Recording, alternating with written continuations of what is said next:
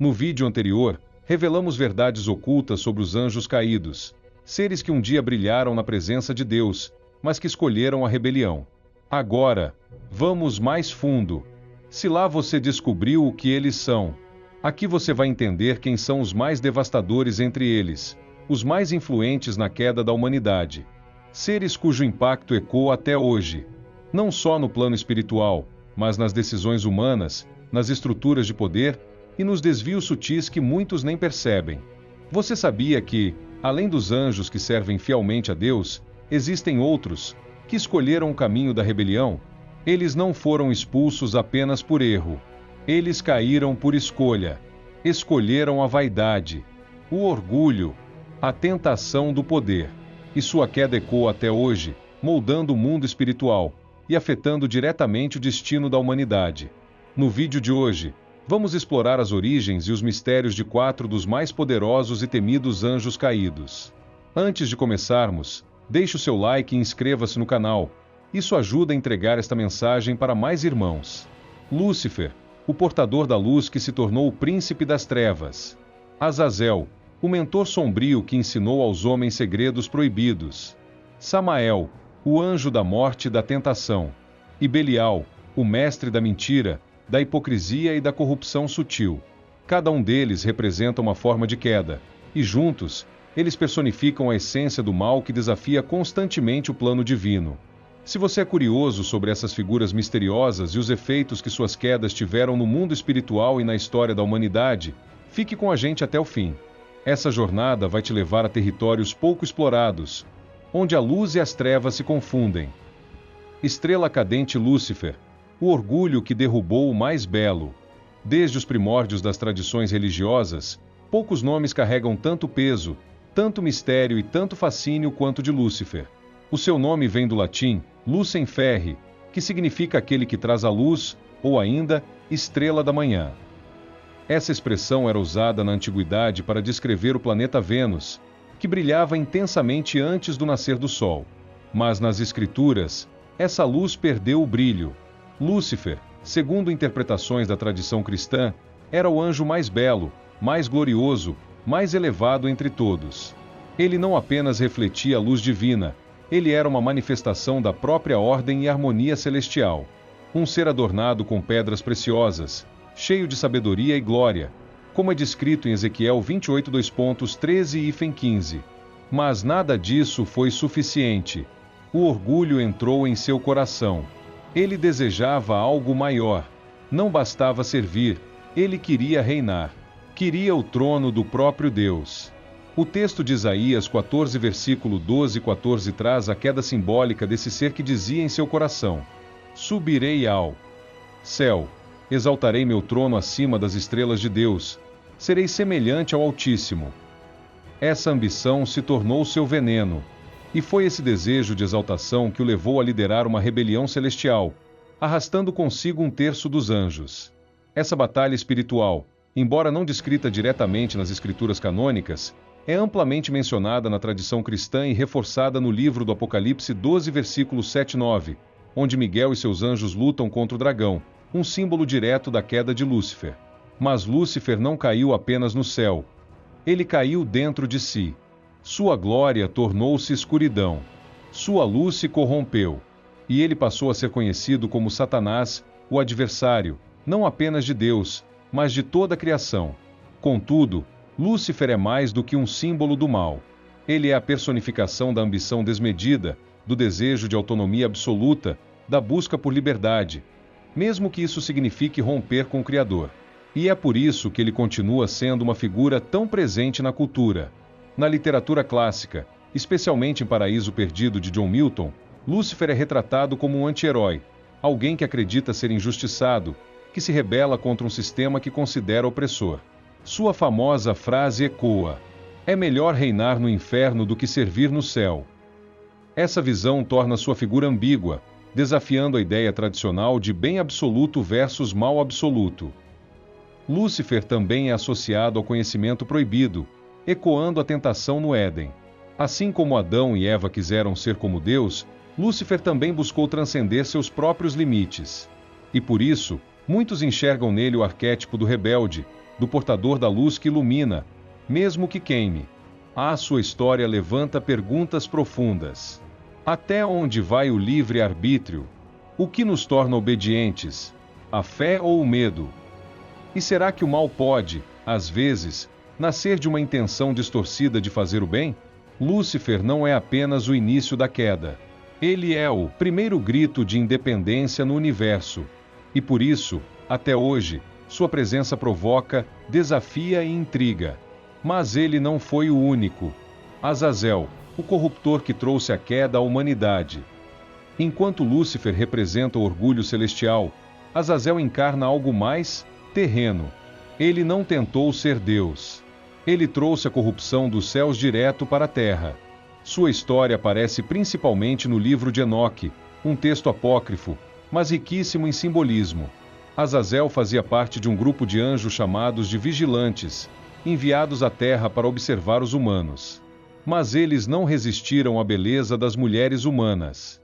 Eles se apaixonaram, tomaram esposas e, com isso, quebraram a ordem divina. O resultado foi a criação de seres híbridos, os Nefilim, gigantes violentos que devastaram a terra com suas ações. Mas Azazel se destacou por algo a mais.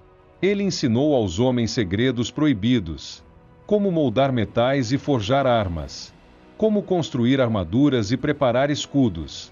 E às mulheres, ensinou sobre adornos, maquiagem e sedução.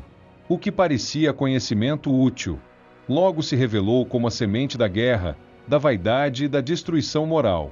A terra se encheu de violência. A pureza se perdeu. E então, Deus interveio. Segundo o livro de Enoque, o arcanjo Rafael foi enviado para aprisionar Azazel. Ele foi lançado no deserto, envolto em escuridão, onde permanece até o dia do julgamento final.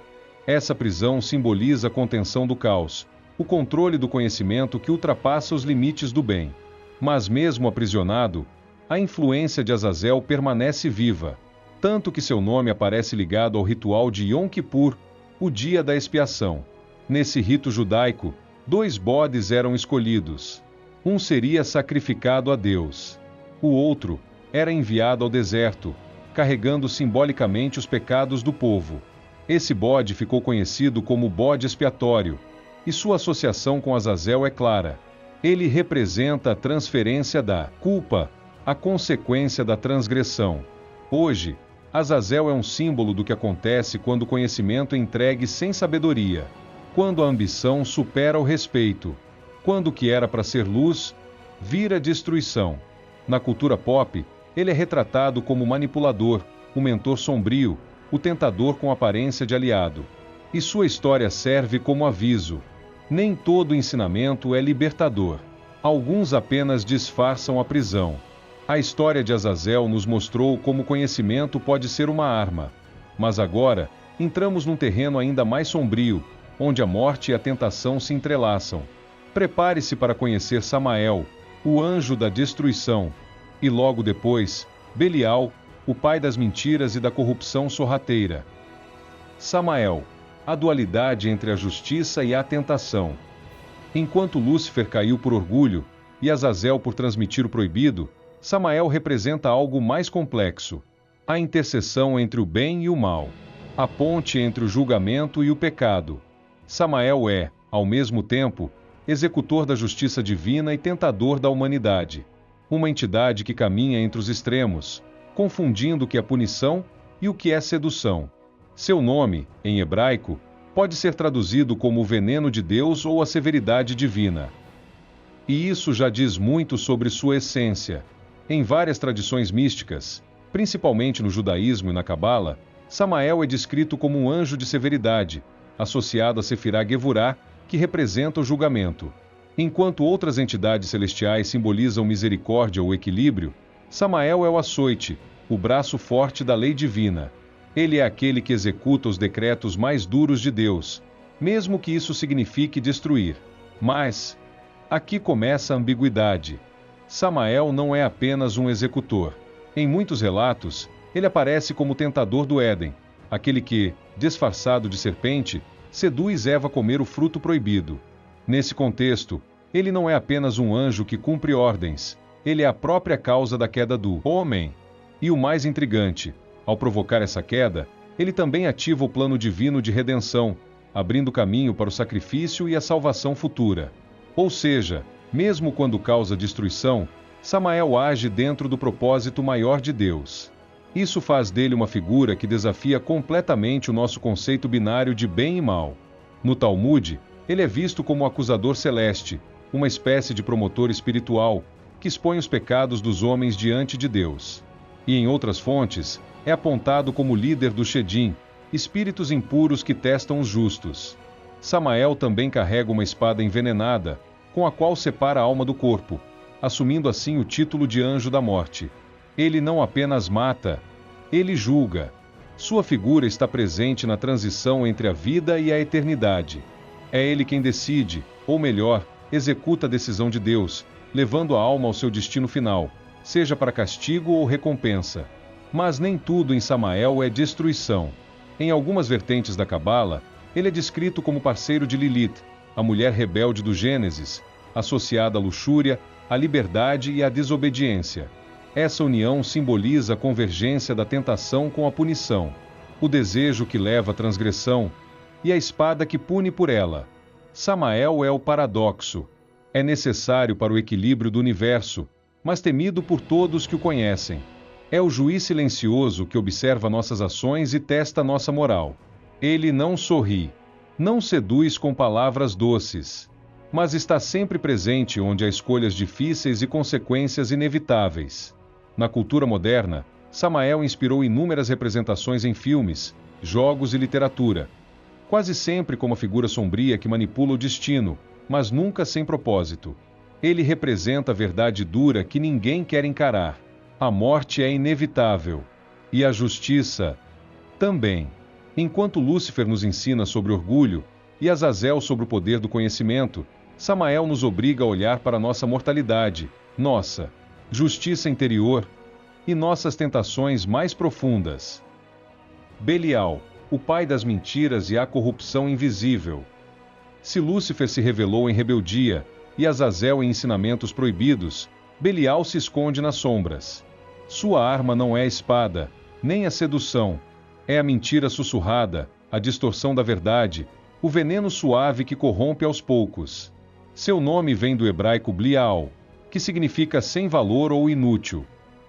E esse nome traduz bem sua essência. Ele é o vazio revestido de promessa, a aparência de sentido onde há apenas engano. Na tradição judaica, Belial aparece pela primeira vez no livro de Enoque, como um dos líderes da rebelião dos anjos. Mas ao contrário de seus companheiros, ele não age com força ou imposição. Belial corrompe por dentro. Ele é associado à iniquidade, ao afastamento das leis divinas e à subversão silenciosa da ordem espiritual e social. No Testamento dos 12 Patriarcas, um texto apócrifo poderoso, ele é citado como o espírito da malícia, aquele que leva os homens a se afastarem dos ensinamentos sagrados. Ali, ele é retratado como responsável por semear ódio, divisão, desonestidade e hipocrisia entre os povos. Seu campo de atuação não é o campo de batalha, é a mente humana. Ele entra nas pequenas mentiras que contamos, nos compromissos quebrados, nas promessas vazias, nas palavras manipuladas para obter vantagem. Belial é o mestre da dissimulação. Ele nunca se apresenta como inimigo. Ele se apresenta como conselheiro, como aliado, como uma solução rápida, mas sempre com preço oculto. No cristianismo, ele é associado ao pecado da hipocrisia e descrito como arquétipo da falsa moral, da aparência de santidade que esconde intenções sombrias. Jesus alertou sobre sepulcros caiados, e essa é a morada preferida de Belial, o coração que parece justo por fora, mas por dentro abriga podridão. Na obra Paraíso Perdido, de John Milton, Belial é retratado como demônio. Eloquente, persuasivo, refinado, aquele que convence sem esforço, mas cuja voz conduz ao abismo. Belial não destrói muralhas. Ele sussurra em conselhos, altera pensamentos, redefine conceitos, até que a verdade seja irreconhecível. Na sociedade, sua atuação se manifesta na corrupção de instituições, na desinformação, na normalização do erro, na ideia de que tudo é relativo. Ele é o patrono do caos suave, do colapso interno, da destruição que não grita, mas que consome, lentamente, até que nada reste. E é por isso que ele é tão perigoso. Enquanto outros anjos caídos chocam, Belial convence.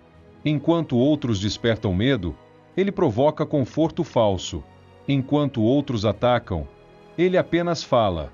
E muitos ouvem. Sua queda não foi marcada por fogo e trovões. Ela foi silenciosa.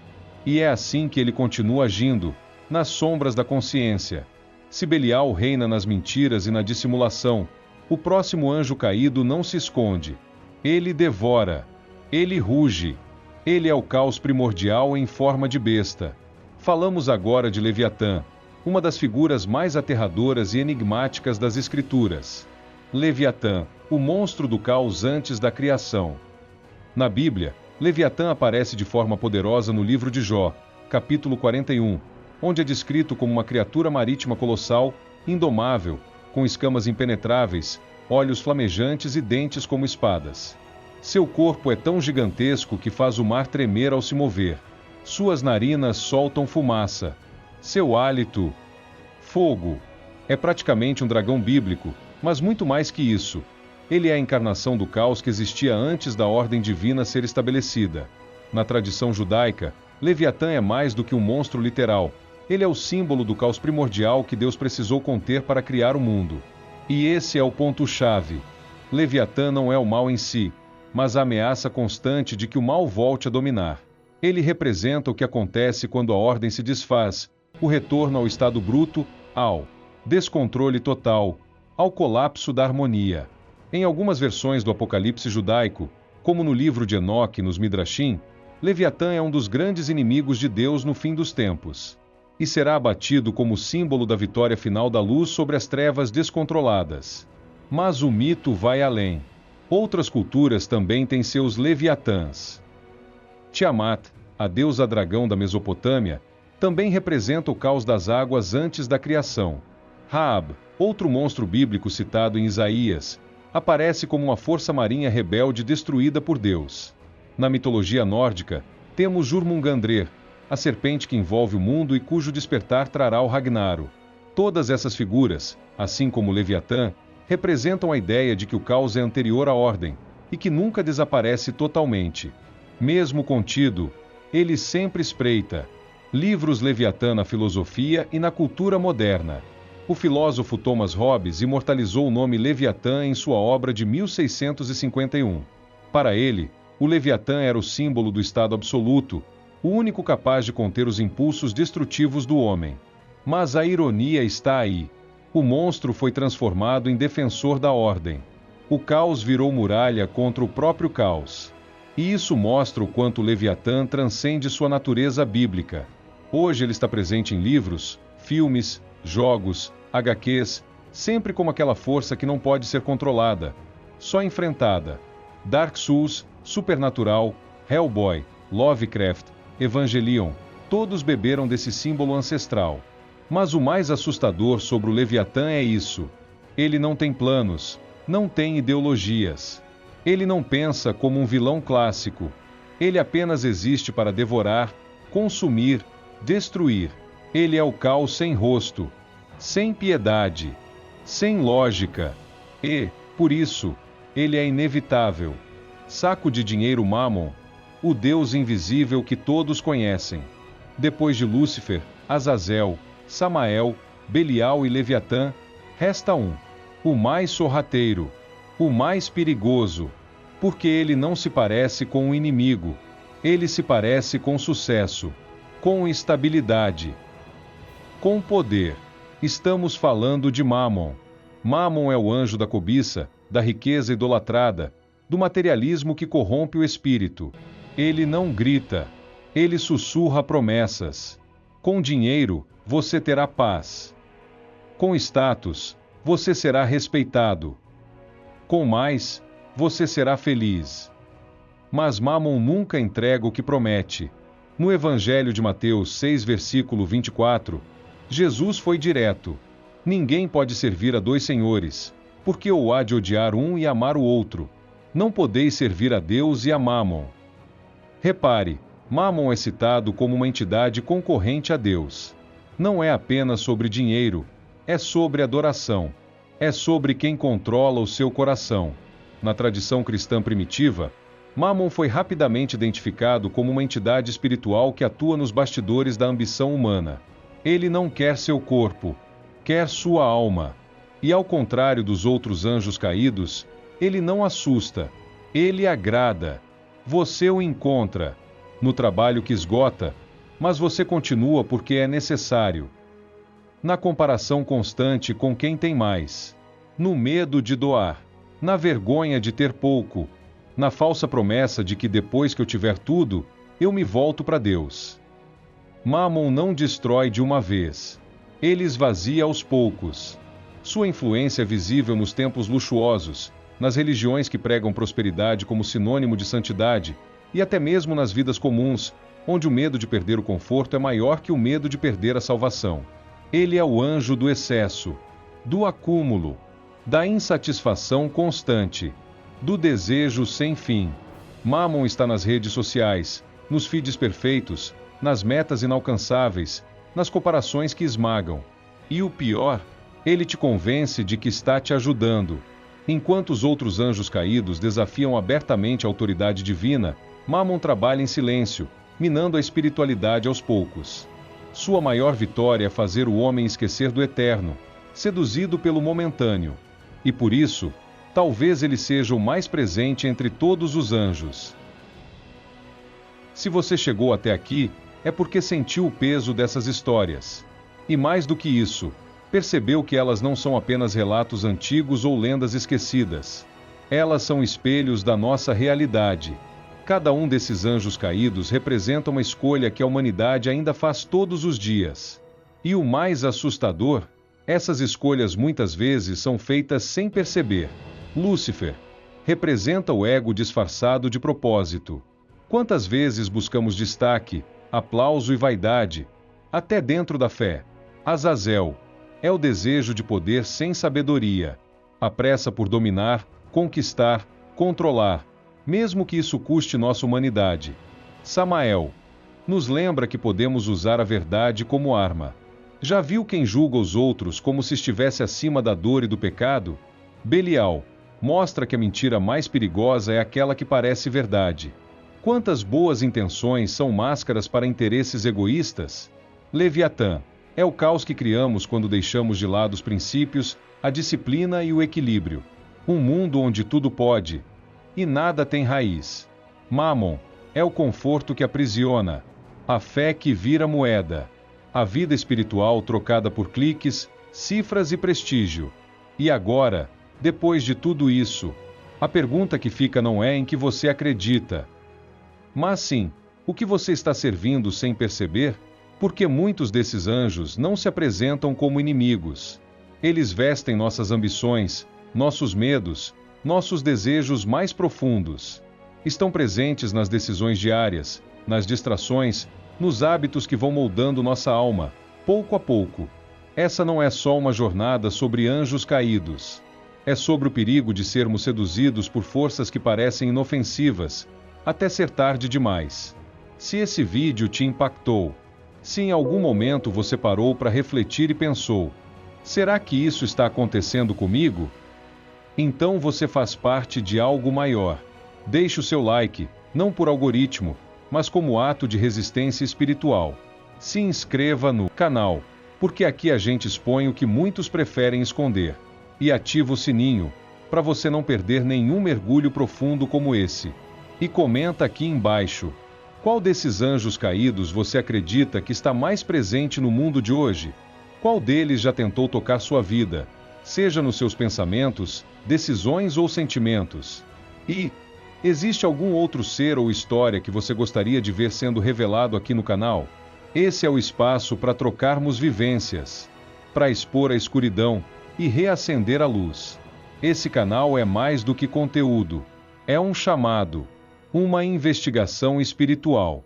A gente tá só começando, porque entre o que está escrito e o que está oculto, há sempre algo além. Nos vemos no próximo vídeo. E lembre-se, nem toda luz vem do céu, e nem toda sombra vem do inferno.